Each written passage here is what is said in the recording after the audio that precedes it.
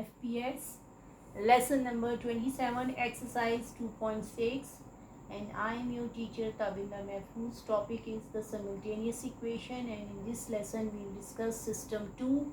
In system 2 we deals with solution of both quadratic equation. Now related parts of this system are example 25 on page 45, question number 1, remaining parts from 5th part to 7th part, and review 10 का second part. ये सारे solutions जो हैं इस system से related हैं। अब इसमें आपको क्वेश्चन नंबर 1 का 5th पार्ट जो है एक्सरसाइज में वो मैं आपको एक्सप्लेन करूँगी, आप देख लें और फिर इसके साथ आप बाकी पार्ट्स भी ट्राई कर सकती हैं आसानी से और आपके सॉल्व हो जाएंगे। देखिए अब इसमें आपको 4x² + 5y² = 4 and 3x² + y² = 3। अब सोल्यूशन में सबसे पहले आपने इन इक्वेशंस को लिखना है जो दोनों क्वाड्रेटिक हैं। दोनों इक्वेशंस आपको क्वाड्रेटिक दी जाती हैं इस सिस्टम में।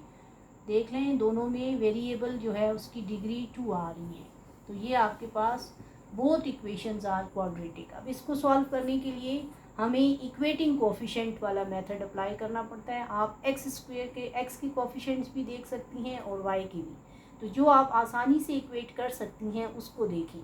तो ये आपके पास देखिए फर्स्ट इक्वेशन में 4x² है और 5y है और 3x² है और 1y है। तो हम अगर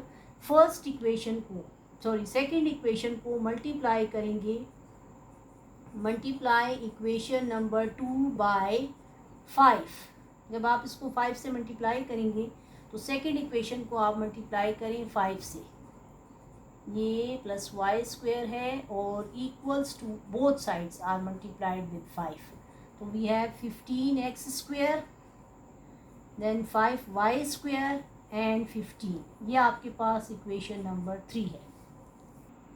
नाउ सब्ट्रैक्ट इक्वेशन 1 फ्रॉम 3।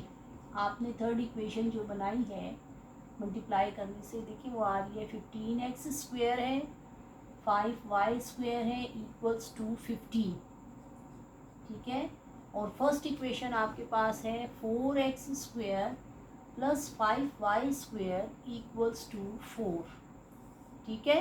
अब आपने सब्ट्रैक्ट करना है तो आपको पता है साइन चेंज हो जाता है, इसका साइन भी चेंज हो जाएगा और राइट साइड पे जो टर्म आ रही है उसका साइन भी चेंज होगा। तो देखिए ये कैंसिल हो गया, इससे आपका ये एक वेरिएबल जो है वो एलिमिनेट हो जाता है। अब सिर्फ x रह गया, तो ये देखिए 15 में से 4 जाए तो 11x² माइनस हो जाएगा ना, ये माइनस हो जाएगा और ये भी माइनस हो जाएगा तो ये 11 आ जाएगा।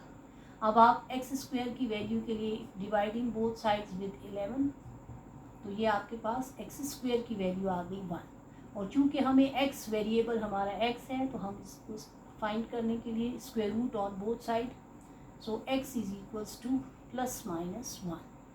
ये आपके पास है x² x = ±1। Now substitute the value of x in equation number 1 we get. अब आपने ये वैल्यू जो x की आ रही है इसको फर्स्ट इक्वेशन में लगाना है।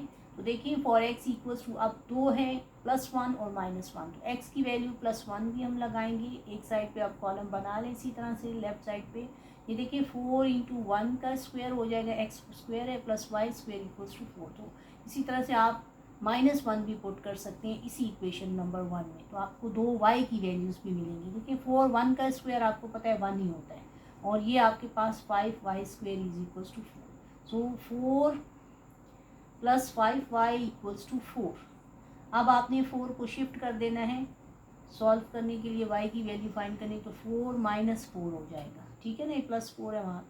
ये आपके पास y² की वैल्यू 5y² की वैल्यू 0 आ रही है और डिवाइडिंग बोथ साइड्स विद 5, सो आपके पास y² की वैल्यू क्या आ रही है 0 और y की वैल्यू के लिए आप जब रूट लेते हैं 0 का तो आंसर y में 0 ही आएगा, ठीक है।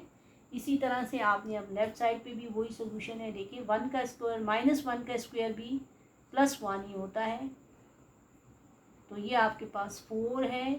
उसी तरह से y² = 4 और y² 5y² = 4 -4, उसी तरह 4 को शिफ्ट करें तो ये वाई स्क्वायर की वैल्यू आपके पास 0 आ रही है 5y स्क्वायर की, और 5 पे डिवाइड कर दें तो 0 भी 5 पे डिवाइड हो जाएगा राइट साइड पे भी, तो आपके पास वाई स्क्वायर की वैल्यू 0 आ रही है। उसी तरह से फिर आपने रूट भी लेना है, तो रूट 0 का रूट लेंगे तो y की वैल्यू आपके पास फिर 0 अगेन 0 आ जाएगी, ठीक है ना।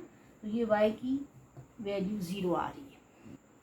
अब आपने देखिए बेटा आपके सोल्यूशन में x की वैल्यू +1 है तो y की वैल्यू आपके पास 0 आ रही थी +1 पुट करने से, और x की वैल्यू जब आपने -1 पुट की है तो आपके पास y की वैल्यू जो है फिर 0 आ गई, तो ये रिपीट हो जाती है, y की वैल्यू वही आ रही है, दोबारा 0 आ रही है। सो सॉल्यूशंस ऑफ द इक्वेशन या ऑफ द सिस्टम, ये सिस्टम कहलाता है, तो इसमें आपका सोल्यूशन जो है वो होगा +1 के साथ भी y की वैल्यू 0। उसी तरह पेयर में आप लिखें x y, हम लिखते हैं पेयर में, चूँकि 2 वेरिएबल्स हैं सिस्टम में, 2 वेरिएबल्स हैं x और y, तो ये x 1 है तो आपने y 0 लिखना है, और इसी तरह से -1 जब लेंगी तो वो भी 0 आ रहा है, y की कॉरस्पॉन्डिंग वैल्यू 0 आ रही है। तो ये आपके सिस्टम में ये सोल्यूशन इस सिस्टम का है, और आप इसको सोल्यूशन सेट में भी उसी तरह से अब आप इसको सोल्यूशन सेट में भी लिखेंगी।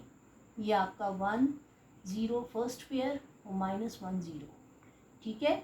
और आप इसको इस तरह भी लिख सकते हैं कि आपके चूँकि x y तो सेम आ रहा है दोनों पेयर्स में, तो आप x को +-1 और y को 0 इस तरह से भी लिखा जा सकता है। तो ये आपका सोल्यूशन कंप्लीट हो गया है, और ये सिस्टम 2 में मैंने आपको एक सोल्यूशन समझा दिया है बेटा। अब आप बाकी पार्ट्स और इसके अलावा रिव्यू के क्वेश्चन को भी खुद ही ट्राई करें, एग्जाम्पल भी आप देख सकती हैं, और फिर आप खुद इस सोल्यूशन को और सोल्यूशंस को ट्राई करें, आप आसानी से कर लेंगे। Thank you so much.